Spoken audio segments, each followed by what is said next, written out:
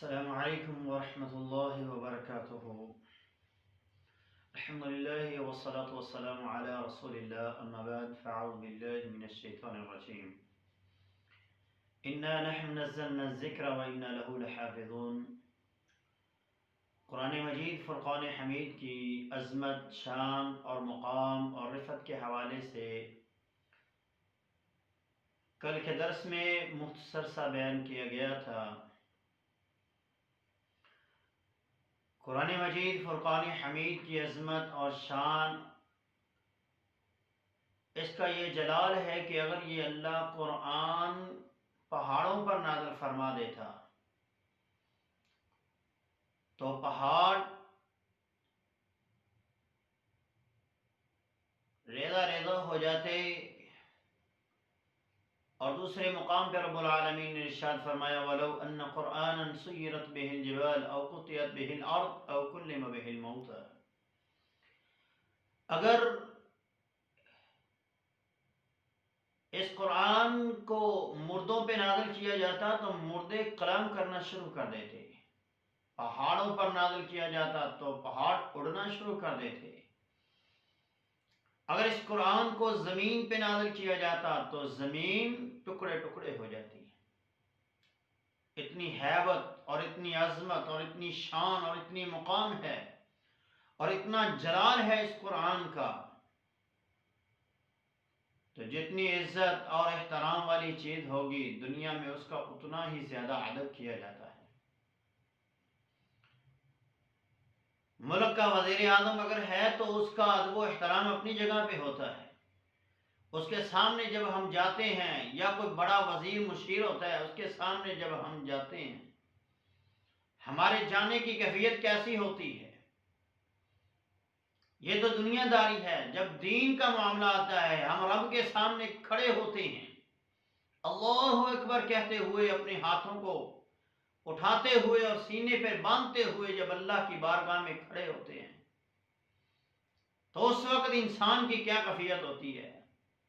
اس سے پہلے آداب کیا ہیں، آنے کا طریقہ کیا ہے، آنے کا سلیقہ کیا ہے، مسجد میں آنا ہے تو کس انداز میں آنا ہے، نماز میں کھڑے ہونا ہے تو کس انداز میں کھڑے ہونا ہے، ایک ایک چیز کا ادب و احترام بیان کیا گیا ہے۔ کیوں؟ کیونکہ یہ اللہ کی بارگاہ ہے، اللہ کی بارگاہ میں آنا ہے تو کس انداز میں آنا ہے۔ قرآن مجید فرقان حمید رب تعالیٰ کی صفت کلام ہے، جب اس کو پڑھنا ہے تو اس کو بھی کیسے پڑھنے بیٹھ جانا ہے؟ نہیں، اگر اس کے فوائد حاصل کرنے ہیں اور اس سے لطف اندوز ہونا ہے، اور اس کے اندر جو اللہ نے جامعیت رکھی ہے، جو اللہ نے روحانیت کا خزانہ اس کے اندر جمع کیا ہے، اگر اس کو حاصل کرنا ہے تو ایک بندہ مومن کو باوضو ہو کر قرآن مجید پڑھنا چاہیے۔ نبی علیہ الصلوۃ والسلام نے فرمایا لا يحافظ على الوضوء الا مؤمنا، مومن ہی وضو کی حفاظت کرتا ہے، مومن ہی طہارت کی حفاظت کرتا ہے۔ تو جب قرآن مجید کو پڑھا جائے گا تو طہارت کے ساتھ پڑھا جائے، یہ قرآن کا ادب ہے، یہ قرآن کا ادب ہے کہ اس کو جب پڑھا جائے تو باوضو ہو کے پڑھا جائے، حالت طہارت کے اندر پڑھا جائے۔ لا یمسہ الا المطہرون کا کیا معنی مفہوم ہے؟ کیا آسمانوں میں اگر اس کو صرف پاکیزہ لوگ چھو سکتے ہیں تو زمین میں اس کو ناپاک لوگ چھوئیں گے؟ نہیں، یہ قرآن کا ادب ہے، اگر آسمانوں میں ہے تو وہاں بھی چھوئیں گے تو پاکیزہ لوگ، پاک اور صاف لوگ چھوئیں گے، اور زمین میں اگر بھی اس کو چھوئیں گے تو پاکیزہ لوگ، پاک اور صاف لوگ ہی اس کو چھوئیں گے۔ قرآن مجید کو حالت طہارت میں پڑھنا، باوضو ہو کے پڑھنا۔ دو واقعے میں نبی علیہ الصلوۃ والسلام کی سیرت سے آپ کے سامنے رکھنا چاہتا ہوں۔ پہلی حدیث، اس حدیث کو امام بخاری صحیح البخاری میں نقل کرتے ہیں، حضرت ابو جہیم رضی اللہ تعالیٰ عنہ اس حدیث کے راوی ہیں، فرماتے ہیں اقبل النبی صلی اللہ علیہ وسلم من نحو بیر جمل نبی علیہ الصلوۃ والسلام بیر جمل کی طرف سے آ رہے تھے۔ نبی علیہ الصلوۃ والسلام جب تشریف لا رہے تھے تو آپ کو کسی بندے نے آ کر سلام کہا، جاء رجل فسلم علیہ، اس نے آپ کو سلام کہا تو آپ نے اس کے سلام کا جواب نہیں دیا۔ حتی اتی علی الجدار، یہاں تک کہ آپ ایک دیوار کے پاس آئے اور آپ نے دیوار پر اپنے ہاتھوں کو مارا اور پھر آپ نے اپنے ہاتھوں کا مسح کیا، اپنے چہرے کا مسح کیا، تیمم کیا، اور تیمم کرنے کے بعد فرد علیہ السلام، آپ نے اس کے سلام کا جواب دیا ہے۔ نبی علیہ الصلوۃ والسلام کی سیرت دیکھیے، آپ بغیر وضو کے کسی کے سلام کا جواب دینا پسند نہیں کرتے تھے۔ نبی علیہ الصلوۃ والسلام کے متعلق آتا ہے، اس حدیث کو مہاجر بن کنفض رضی اللہ تعالی عنہ رضی اللہ تعالی نے بیان کیا، فرماتے ہیں میں نبی علیہ الصلوۃ والسلام کے پاس سے گزر رہا تھا کہ اللہ کے رسول صلی اللہ علیہ وسلم پیشاب کر رہے تھے، تو میں نے آپ کو سلام کیا، نبی علیہ الصلوۃ والسلام نے میرے سلام کا جواب نہیں دیا، حتیٰ کہ آپ اپنی حاجت سے فارغ ہوئے، پھر آپ نے وضو کیا اور وضو کرنے کے بعد مجھ سے معذرت بھی کی، اور آپ نے کہا انی کرہت ان اذکر اللہ تعالی ذکرہ الا علی طہر، میں اللہ کے ذکر کو بغیر طہارت کے کرنا پسند ہی نہیں کرتا۔ تو گویا سلام کا جواب دینا یہ بھی ایک ذکر ہے۔ تو قرآن تو بالاولا اللہ کا ذکر ہے، اللہ نے اس کو ذکر کہا، اِنَّا نَحْنُ نَزَّلْنَا الذِّكْرَ وَإِنَّا لَهُ لَحَافِظُونَ، ہم نے قرآن کو نازل کیا، ہم نے ذکر کو نازل کیا ہے، اور اس ذکر کی حفاظت کرنے والے بھی ہم ہیں۔ تو اس ذکر کو بھی باوضو ہو کے پڑھا جائے۔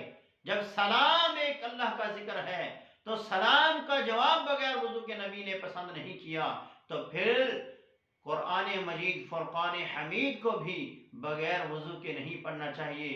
یہ قرآن کے ادب میں سے ہے۔ آگے بڑھتے ہیں، محدثین کی زندگی کو ہم دیکھتے ہیں۔ محدثین میں سے ایک محدث تھے کہ ان سے کسی نے آ کے کوئی مسئلہ پوچھا، سوال پوچھا، تو جواب دینے کے لیے وہ اٹھ کے بیٹھ گئے۔ شاگردوں نے کہا استاد محترم، اس بات کا جواب اور اس سوال کا جواب تو آپ لیٹے ہوئے بھی دے سکتے تھے، جس حالت میں تھے اسی حالت میں بھی جواب دے سکتے تھے۔ فرمایا نہیں، اب بات ہے میرے پیارے محبوب کی حدیث کا۔ سوال کیا اس نے، جواب میں حدیث رسول ہے، تو حدیث رسول کا یہ ادب ہے کہ میں اپنے نبی کے فرمان کو بیان کرنے کے لیے سیدھا ہو کے بیٹھ گیا ہوں۔ میرے محبوب کے مقابلے میں، آپ کے فرمان کے مقابلے میں میری کیا حیثیت ہے؟ تو یہ ہے ادب رسول اللہ صلی اللہ علیہ وسلم کی بات کا۔ تو رسول اللہ صلی اللہ علیہ وسلم کی زبان سے نکلنے والے احادیث کے الفاظ کی اتنی اہمیت ہے، تو پھر اللہ جل شانہ کے قرآن اور اللہ جل شانہ کے کلام کے الفاظ کی کیا اہمیت ہونی چاہیے؟ کیا ان کا کوئی ادب و احترام نہیں ہے؟ اٹھائیے امام بخاری رحمت اللہ علیہ کی سیرت کو۔ حضرت امام بخاری رحمت اللہ علیہ، بخاری شریف کو اللہ نے ایسے ہی عزتوں سے نہیں نوازا۔ صحیح اور حدیث، صحیح اور ضعیف حدیث کا جہاں خیال رکھا گیا ہے، وہاں پر امام بخاری رحمت اللہ علیہ کی سیرت میں ہم نے پڑھا کہ آپ نے ہر حدیث پر وضو کیا ہے، غسل بھی کیا ہے، اور آپ نے 2 رکعت نماز بھی ادا کی ہے کہ اللہ اگر یہ حدیث صحیح ہے تو میرے ذہن میں اس کا نقش رہے۔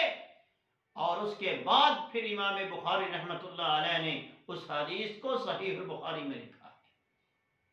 کڑی شرائط کے بعد بھی باوضو ہو کے، غسل کر کے باوضو ہو کے امام بخاری 2 نفل ادا کرتے تھے اور نماز استخارہ پڑھتے تھے اور پھر دیکھتے تھے کہ یہ حدیث مجھے یاد رہی ہے یا نہیں رہی، پھر اس حدیث کو کوٹ کرتے تھے۔ تو یہ ادب ہے۔ جب حدیث کا اتنا ادب کیا جائے گا تو قرآن مجید فرقان حمید جو اللہ کا کلام ہے، عظمتوں والی، شان والی اور مقام والی کتاب ہے، اس کا کیا ادب و احترام ہونا چاہیے۔ ہر بندہ مومن کو چاہیے کہ وہ جب قرآن مجید کو پڑھے باوضو ہو کے پڑھے۔ اللہ ہم سب کو قرآن مجید کا حقیقی ادب و احترام کرنے کی توفیق عطا فرمائے۔ اقول قول هذا استغفر الله لي ولكم ولسائر المسلمين۔ السلام علیکم ورحمۃ اللہ وبرکاتہ۔